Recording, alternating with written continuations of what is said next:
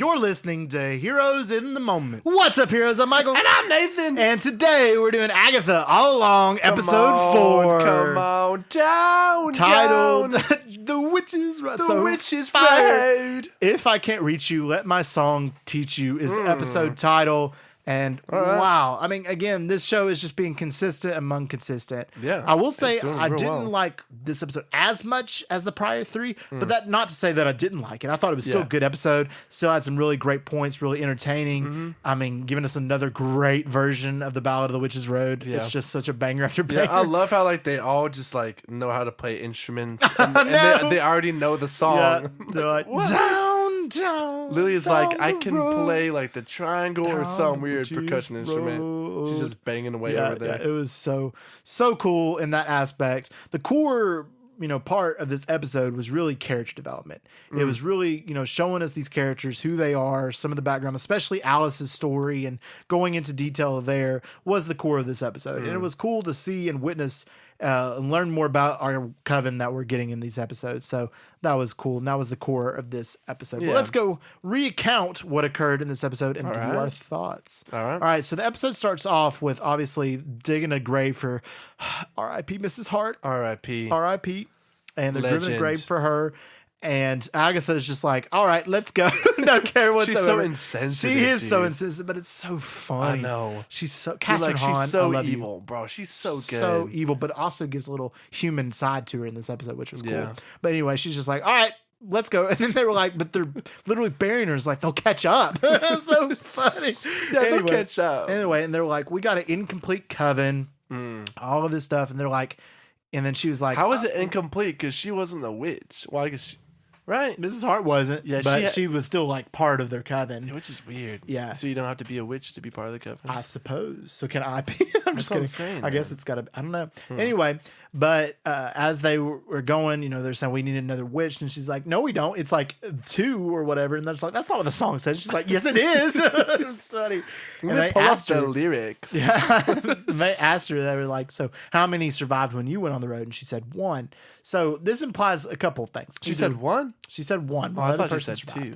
No, she said 1 person. So I think it was her and another person. Oh, okay. So 2 in total. Yes. Okay. And it could have been her and Rio. I don't know. Or it could be her or somebody else. Either that. Her and Wanda. And what? No, that'd be dumb. But her and Rio would be cool. Her and Rio could have been it. Or she never went on the Witch's Road in the first place and lied about it. That's the other part. I guess she wouldn't need to if she gets her power just from other people blasting her. Yeah. So that's the question. She says she's been on the Witch's Road, but there's a lot to say that reason that she hasn't been, and she's just acting. I never considered that. Yeah, so I think that's a potential thought too, that she's never been on the Witch's Road. She just lied about it.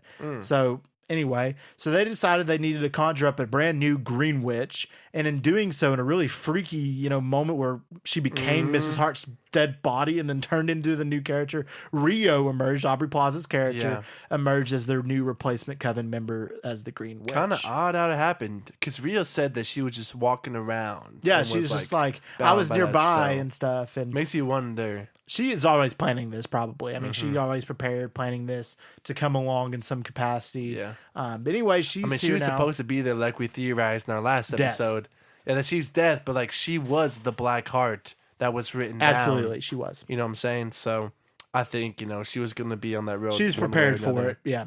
Absolutely, absolutely. And I just thought it was so funny when they asked her, so you're a Green Witch? And she's like, oh, I'm not the Green Witch. Or she's like, what did she say? I'm not a Green Witch. I'm not a Green Witch. I'm the Green Witch. It was so funny. It was just like a deep demon voice. Bro, it scared me because it came out of nowhere. I jumped when it happened. I laughed. I thought it was I'm the Green Witch. I got scared, bro. I was like, oh.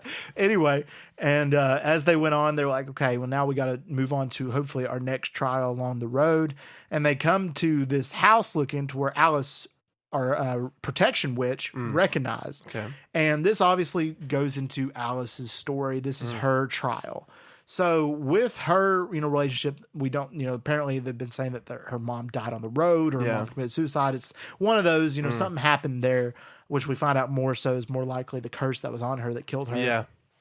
And the road says that no matter where they go, they have to go to this house. So she turns around. Yeah, and it's right there. It was crazy. Ooh. So they go to this house, and it becomes this like 70s aesthetic. It's music a recording studio. Yeah. What'd you think of that, dude? It looks really cool, man. The outfits they had on, were so cool. You know, it was really cool. All the instruments set up. It was a vibe, man. It was a vibe. It really was. It was. And as they're exploring this music studio, you have two stories going on. Number one, you have Alice's. You see her, witnessing this stuff, saying, "Don't touch anything, don't do anything," reminiscing about her time with her mother and her story there. Why was she saying like, "Don't touch anything"? Because she didn't want anything to happen. Didn't want them to, to like start the trial. Okay. She's just like saying, "Don't touch anything." Because she was in denial, man. Yep. Like she was real scared. Absolutely. And then the other side is you had Agatha and Rio's story being developed. There's some type of history there, which we learn about later in the episode. But, Agatha's, with her and she's saying, "Oh, this is like, I'm going to kill you." And she's like, "No, you can't yet. You're early," and all this stuff. And then she pins killing all the other witches on her instead of Agatha, which was so funny. Yeah. So they used to be together. Yeah. I wonder when. And I wonder Long time how ago. old Rio is, man. Probably same age as Agatha, I'd imagine. So Agatha was like 400 and some plus years old. So I wonder, like, if they have that history, like, why she wants to kill Agatha so bad, unless it was just a bad breakup or well, I'd say it's like probably that. pretty bad because, like she says later when they're comparing scars, she says that the person was her biggest scar, and that would have been Agatha. So something happened. Maybe it's in relation to her son. I don't know. Yeah, I mean, Agatha's selfish, so maybe like. Rio thought they had a good thing going, and then Agatha just abandoned it. Yeah, or maybe she chose power or that witch's life over her.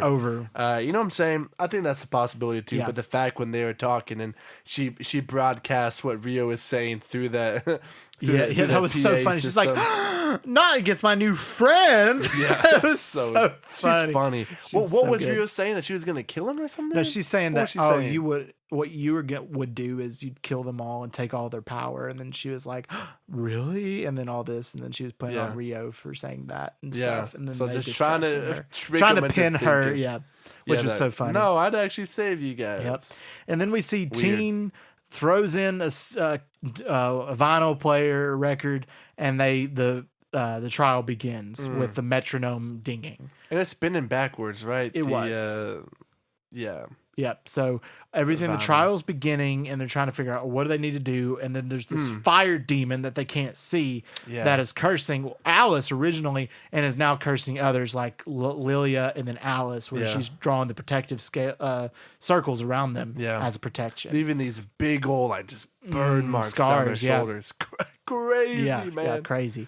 It's so funny, dude, because Jennifer was not moving from her circle. No, it was so funny. I'm not She's leaving. like, "Could you try one of them around me before that happens?" And then it does happen, and then she does not leave that circle. I love Jennifer. I think she's hilarious, man. She's funny. real funny. She is. She reminds me of something. I feel like I've seen her before. I just don't know where. I don't know. I don't think I've seen any of these people. Maybe besides Lilia and something. Yeah, I'm not sure. Well, Patti LuPone, she's a big Broadway actress. Oh, really? Yeah, I didn't know that. Yeah, big Broadway actress. Anyway, all right. So the music trial, they're trying to figure out what they need to do, and then Agatha's like, "We have to play your mother's version of The Witch's Road." Smart idea. And so they prepare for that, and then Alice originally was like, "No, we can't do it. I'm not going to do it." Because of all those memories and the fact of her mother and all this stuff. And they're like, "We have to get on the daggum piano." It was so funny. You better start singing, girl. And they asked, it was funny. They were like, "Can you play the piano?" And they're like, "No, I'll just play the ting things." Yeah, the ting. So Lily's just over there. She just ding. And then she has like a new instrument every I know. You're like, what's happening, man? Anyway. And then Rio's playing drums. Rio's playing, Jennifer's killing on it. bass. Agatha's singing. And then Teen's Alice got guitar. on the piano. Yeah. I was like, It cool. was fire. That's And cool. then they start singing, down, down, down the road. Come on, sing, Michael. It was so good. Sing. Anyway, they sing her mother's version of The Witch's Road, the Ballad of the Witch's Road. And as a result, the demon shows up and appears. Bro. Scary. Dude, Scary. he looked terrifying. Very terrifying. He said practical, too. Practical effects, which is really cool. That looks really good. It does look really good. So anyway, and then she's jumping around and getting all scared, and then like holds on to Alice as they're finishing out the song. Dude, as she's playing, she's got the fire. It was cool. That she's scene like, was crazy. It was so cool. That scene was crazy. I thought that scene was cool. It was cool. And then the demon disappears, breaking the curse, hopefully forever. as they emerge, and they're saying, and then they realize that, her fans, Alice's mom's fans, were her coven. This is this was the protecting spell for her. Yeah. Showing that, what her mother was doing the entire time was to protect her, not just being a witch. Because because Agatha was telling Alice, like, there was always someone listening to that song, right? Yeah. And as long as it was being played, she was safe from, like, this demon from cursing her. Yeah. That's crazy, yeah. Which also leads us to believe, do we believe this demon is one of Mephisto's workers or supporters? It has to be. I think it makes sense. It makes complete sense. Like Mephisto's, messing with things. Mephisto, again, is just bringing back and pulling all the strings. He's going to be in this show, man. He's going to be the villain in the finale. I guarantee you. Yeah. Anyway, but I just thought it was a cool version, and that version of The Witch's Road just goes so hard. Yeah, it went hard. Both versions have gone hard, so let's see if there's going to be another one. I don't know. All right, so then they get out of that. That was just a half of the episode. The rest of the episode was them on the road itself having more character development. Yeah. First off, they're around the campfire comparing their scars, talking about the literal scars, and then Rio brings up hers as a person. And then you bring in the relationship between Agatha and Rio. Yeah. And how they had a relationship before. They burnt each other in the past somehow, some way. And there's a development there. And then she's like, maybe we could be back, we could be a team again. And then, I don't know. What do you think about it? I mean, Rio seems pretty evil. And, Agatha seems pretty selfish, at least when it doesn't come to teen. Right. I don't think and we'll talk about that. I don't think they're going to kick off something again together. Yeah. I'm just really interested in what Rio's intentions are, and what truly happened. I think is in the in the end they'll reveal that probably Agatha betrayed her in some sense, kind of left her there to die, maybe something like that. It's probably what's probably going to be is probably like Rio thinks that she betrayed her, but Agatha didn't, and was going to go back, and then it never kind of nothing was communicated, which led to Rio becoming so vengeful she became death, and something like that, vowed revenge or something like that. Right. So we'll see how it develops. But let's talk about Agatha actually having a little bit of a heart here in this episode when it comes to Teen. This was really cool to see. This was really cool. Yeah. So Teen was stabbed in the room, in the music room by glass, and he comes out and they're trying to save him. Oh, and yeah. How did that happen again? So he was pushed into the glass, and then I guess there was a shard. The demon pushed him in the glass, right? The demon did. So I guess there was a shard stuck in him. Which makes you wonder why the demon didn't put the spell on him. Well, he's not part of the coven. He's not in the coven with them. So he just kind of kicked but then him how is he on the road? That's the confusing part. I think he is. I think his name could have maybe been on the list. I don't know. Maybe. I don't think so. I think he just joined his name in. or Rio's name. Yeah. Anyway, so he has that in him, and then she's actually genuinely concerned and cares for him. And it's revealed that, and she's very much caring for him, taking care of him. Yeah. All of this stuff, does not want him to die. And they keep asking her, so like, why is he here? And he's like, I need him, and all of this kind of thing. But then it's revealed that Rio reveals to him that he is not her son, because that's who she thought he was. The fact that Rio knows that too. Yeah, what does Rio know? Yeah. That's also she a big said, question. by the way, that's not your son. That's not your son. And she was like, oh no, because she's genuinely thought that Teen was her son and that she was being able to reconnect with him, but he's not. Yeah. So unless she was lying to him, which I don't think she was. I don't think she seemed pretty. She seemed honest, right? I think there's a chance too that Agatha always knew that, but was trying to convince herself that otherwise. It was because she wanted that so bad. Because I truly believe, because everybody, the coven keeps whispering and rumoring about the fact that she gave up her son for the Darkhold, and I don't think that's what occurred because of the the vision she had in episode 3, and then now her thinking that Teen was her son.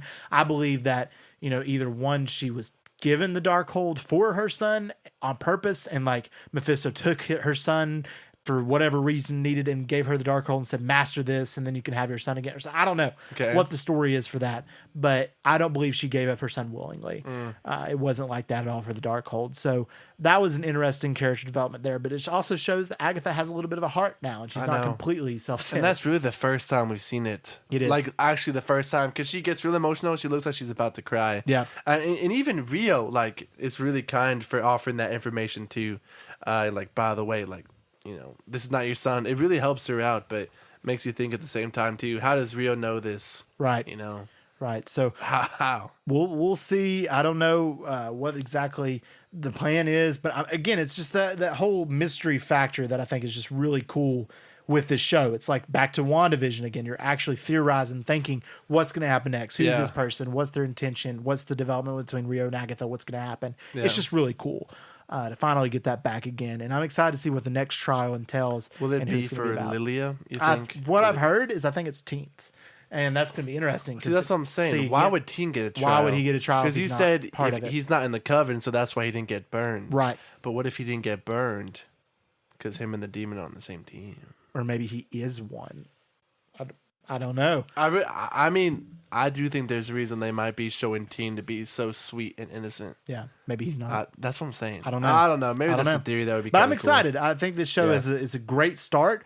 These first 4 episodes have been really great. It's doing consistent, a good job, man. And it's popular. People are loving it. People are reverting back. Like everybody's talking about it on social media. Everybody's loving it. So I'm really excited. I'm impressed, truly. I am. All right, guys. Thank y'all so much for listening to this episode. And as always, if you liked it, please let us know by giving us a download and a 5-star review wherever you listen to your podcast. That's it. If you guys want exclusive access to our episodes, which includes movie reviews and then other fun episodes, subscribe to our new membership, Heroes HQ. Go do that right now. We have a new feature on our episodes where you can send us a text message by following a link at the bottom of our episodes. You can submit your questions for Heroes Q&A there or just shoot us a DM on Instagram. Yes, sir. Also, be sure to check out our Instagram stories weekly for a chance to ask questions for our Q&A segments. Then finally, feel free to also check out our YouTube channel and our Instagram at Heroes in the Moment. And we just want to thank y'all for listening. And as always, we love you 3000.